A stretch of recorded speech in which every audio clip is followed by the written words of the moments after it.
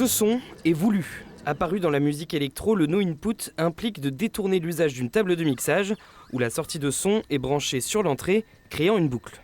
Nous, ce qui nous attire là-dedans, c'est aussi de montrer qu'avec une table de mixage très simple, on peut tirer des choses hyper expressives. Et pour ça, il va falloir aller un peu dans les zones interdites, quoi. C'est-à-dire, il faut faire des choses qu'il ne faut pas faire, quoi.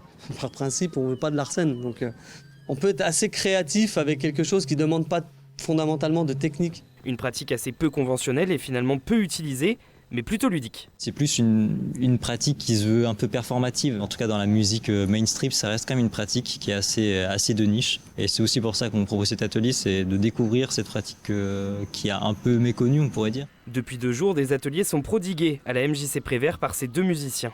Les démarches pédagogiques sont des choses dont on ne pense pas forcément à proposer dans ce genre d'événement, donc je me disais que ça pouvait être chouette de proposer ça. On est super content que le Vent Sonore ait accepté de nous programmer pour qu'on puisse proposer ça aux gens. On est trop content des retours qu'on a eus.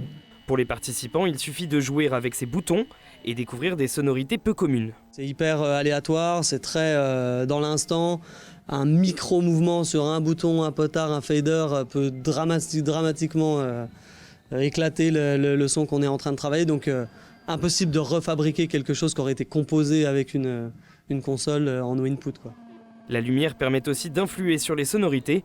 Le Mans Sonore, c'est aussi l'occasion d'expérimenter ces pratiques décalées.